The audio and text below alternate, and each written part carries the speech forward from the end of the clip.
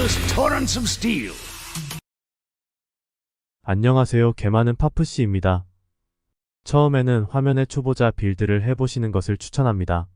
토치라이트 인피니트는 이 부분이 잘 되어 있습니다. 빌드에 관해 스킬, 재능 부분도 보기에 편합니다. 돋보기 모양을 눌러보시면 됩니다. 제 빌드를 가지고 소집 모토에 대해서 이야기해보려고 합니다. 생명의 자양분은 번개 정령 데미지를 올려주고 율동으로 6초마다 자동으로 사용하게 하였습니다. 지속시간 연장으로 버프 시간을 늘려주었습니다. 이동 스킬은 전멸로 쿨타임 가속과 고속 질주를 연결했네요. 눈부신 꽃은 번개 마령에 데미지를 올려주는 버프이고 쿨타임 가속과 지속시간 연장을 연결했는데 자동 사용이 안되어 직접 눌러서 사용하셔야 합니다. 원소 파동은 마령의 원소 데미지를 올려주는 버프이고 광란과 6초마다 자동 사용을 위해 율동을 연결했네요.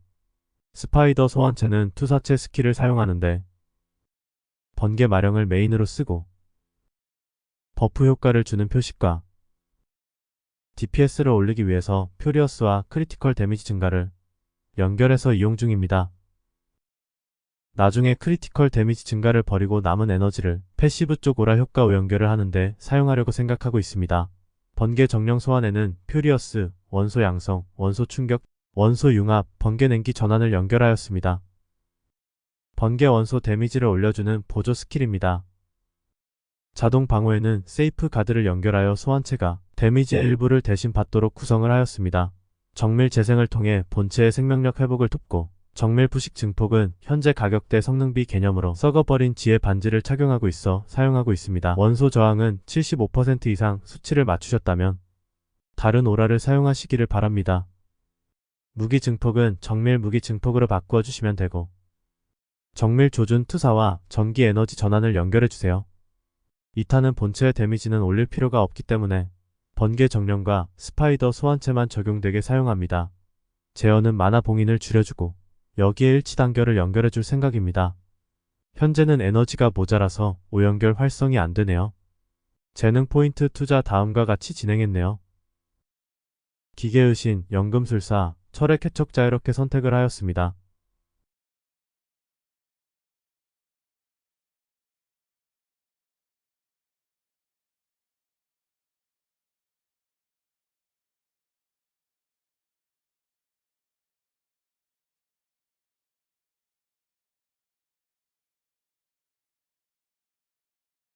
새로운 신의 조각상 탭의 지식의 여신의 신격 옵션입니다. 기계의 신의 신격 옵션입니다. 다른 기계의 신의 신격 옵션입니다. 다음 기계의 신의 신격 옵션입니다. 그 다음 기계의 신의 신격 옵션입니다. 기본 옵션의 제작을 통해 추가 옵션을 붙일 수 있습니다. 사악한 용 크라운 투구는 제작 투구를 만들기 전까지 사용하기 좋은 투구입니다. 그냥 가격 싼 거 쓰셔도 됩니다. 이터널 가디언 갑옷은 소환체 위중 상태 옵션이 침식되어 있으면 좋고 스마트 웨폰 소환체 최대 수량만 마이너스가 아니면 되겠습니다. 목걸이 진리는 모든 스킬 레벨 3이 붙어있으며 초반에 사용하기 좋습니다. 장갑에서는 저항과 주술 스킬 레벨 옵션이 붙어있는 것을 사용해주세요. 겨울의 기원은 좋은 벨트로 집요한 축복 추가 보유 개수와 그 개수가 맞추어 쳤을 때의 효과를 확인하고 선택하세요. 장화에서는 저항과 이동 속도 정도를 생각하시면 됩니다. 마나 봉인 옵션과 원소 저항 옵션, 초반에 쓰기 좋은 썩어버린 지혜 반지입니다. 반지 2개를 사용해도 됩니다. 음유 시인의 지팡이를 사용하신다면 주술 스킬 레벨이 많이 붙은 것을 추천합니다. 스킬들의 내용을 살펴보면 탭에 자신의 특성을 설명하고 있습니다. 소집 모토의 소환체와 정령 스킬에는 주술 특성 탭을 많이 보유하고 있고 그렇다는 것은 내가 사용하는 많은 스킬과 보조 스킬의 레벨을 많이 올리면 높은 DPS에 도움이 될 수 있습니다.